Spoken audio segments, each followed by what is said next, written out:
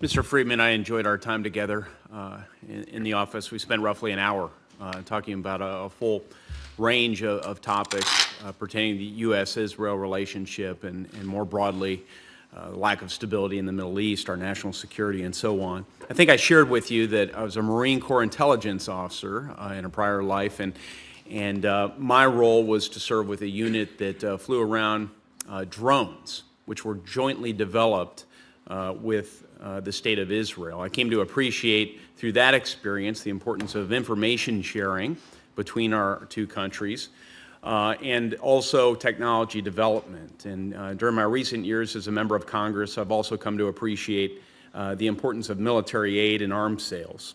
Israel and the U.S., we both understand, confront common threats, and we have shared ideals. And our military cooperation benefits both countries.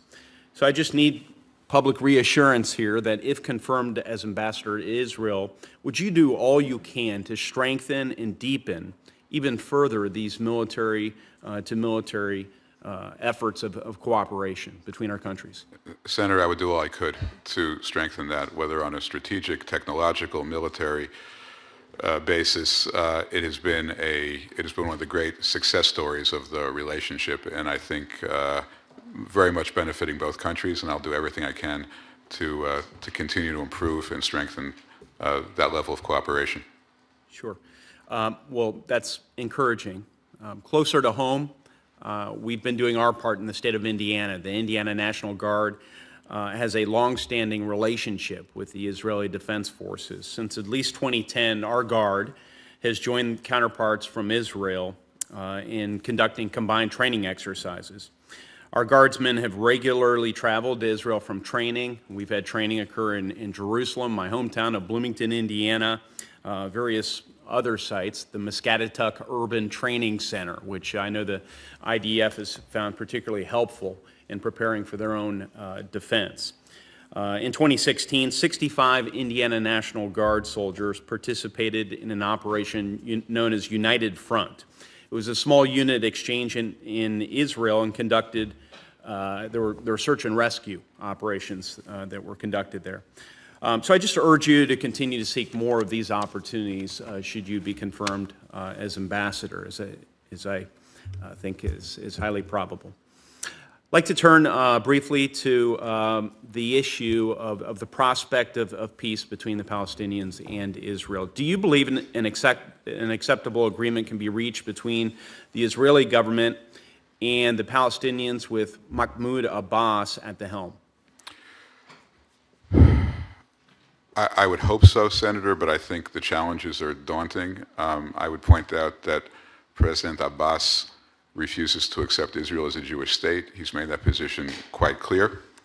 And obviously, as Senator Johnson noted, the Palestinian Authority, while undoubtedly preferable to Hamas, and to their credit, they've engaged with Israel very productively in security matters. But I still think they have positions that are inconsistent with lasting peace. So you've spoken to the challenges. Do you see a successor with whom we might be able to do business in a much easier fashion? And maybe you could speak to what is perceived by some to be a chaotic succession crisis occurring among Palestinian leaders. Well, there appears to be a crisis almost by definition when you have a president who's exceeded his elected term by, I think it's 7 or 8 years now past his electoral mandate. I hope that there is a new generation of Palestinians that wants the same thing that everybody wants, which is a better life, better opportunity for their children, and to live in peace. It would just seem obvious to me that they're out there. And I know some Palestinians who are just like everybody else, and I would venture that the vast majority just want what everybody in the world wants. And we have to do what we can to help foster both economically and politically the development of that political class and an accompanying middle class to try to draw out that type of leadership. Yesterday, as has been mentioned, Prime Minister Netanyahu laid out his two prerequisites for peace, recognition of a Jewish state and Israeli security control over the entire area west of the Jordan River. What is meant by security control over the entire area west of the Jordan River?